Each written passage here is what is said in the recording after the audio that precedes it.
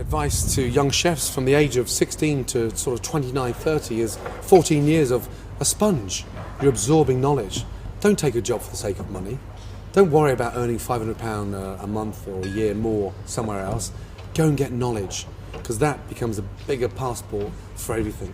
The money will come once you've mastered your craft and you become incredibly talented. Work for big chefs and find a different level of comfort.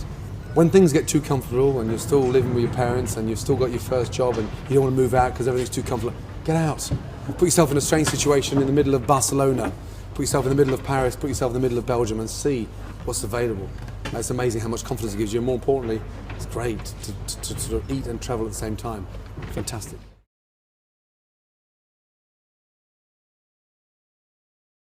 My first passion before food was football. But I was always a good eater, great lover of food, and I grew up partly in Scotland, partly down south. So we had that sort of token of appreciation of home-cooked food.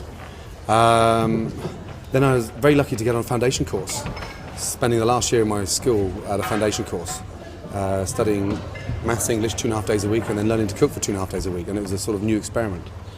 Now we had trouble with buying my first set of whites and chef knives, and we depended on the Banbury round table to come up with something like £85, £90 that Mum and Dad didn't have to get my first set of whites. So I still remember that day now, and how ecstatic and happy I was when I got given my first set of whites, my knives, and all of a sudden I wanted to go on that mission. Football was a sort of huge burning ambition, and I was trying to decide. Yeah, I had a horrific injury where I smashed my cartilage, and then all of a sudden, what do you do? You sit there and get bitter. But I had this little burning desire of this sort of chef, this ambition, and then I sort of channeled that frustration from football into cooking in a way that I just wanted to learn. The foundation course was huge. Did a sitting guild 706. I was a mature part-time student, and Mum and Dad didn't have the money to send me to college full-time. So it was hard, but what I did do is take a job in the industry. I worked 6 days a week and went to college 1 day a week. So then everything started becoming clearer. Got my qualifications, the basic, and then went to London. And that's where it really just took off.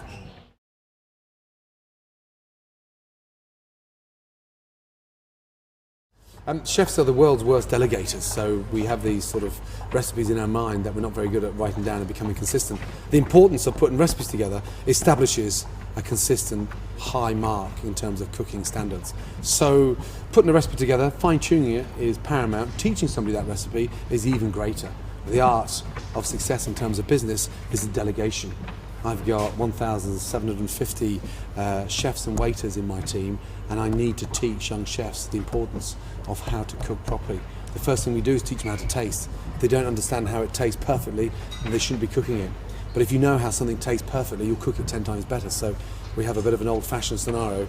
We focus on taste, and then we cook.